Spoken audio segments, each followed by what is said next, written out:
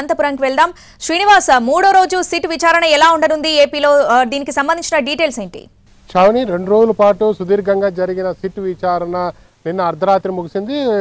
అర్ధరాత్రే SIT బృందం విజయవాడకు బయలుదేరిన పరిస్థితి ఉంది. ఇవాళ మరి కాసేపట్లో సిట్ తన నివేదికను కూడా ఉన్నతాధికారులకు అందజేసే అవకాశం ఉంది. పూర్తి స్థాయిలో 2 రోజుల పాటు నేర ఘటన జరిగిన ప్రాంతంలో పరిశీలించి అనంతరం దాదాపుగా 10 గంటల పాటు సిడి ఫైల్స్, వివిధ సెక్షన్లకు సంబంధించిన మొత్తం రికార్డును పరిశీలించి మొత్తం ఒక నివేదికను రాత్రే తయారు చేసిన పరిస్థితి ఉంది.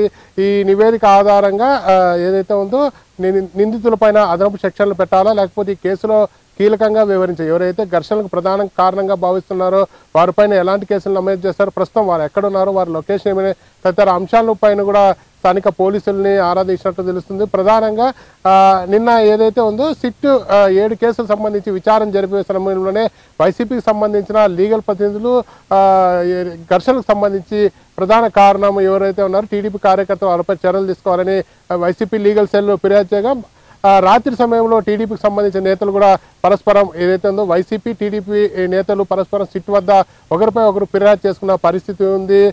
ఒకరంటే టీడీపీ ఘర్షణలకు కారణం టీడీపీ అంటే లేదు వైసీపీ అంటూ పరస్పరం ఫిర్యాదులతో వారు ఆధార్తో సహా సిట్ ముందు ఉంచిన పరిస్థితి.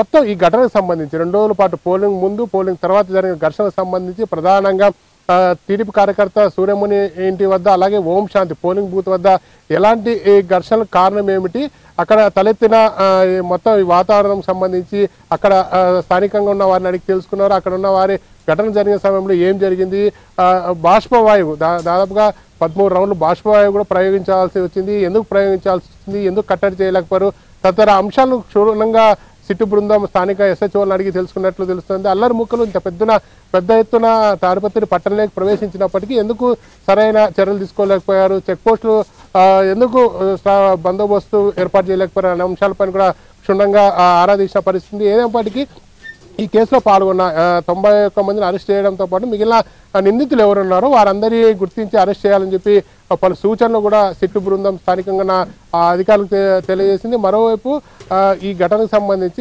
ఎవరైనా అధికారులు నిర్లక్ష్యంగా వివరించారో వారిపైన ఎలాంటి చర్యలు తీసుకోవాలని కూడా పలు సూచనలు చేసినట్టు తెలుస్తోంది.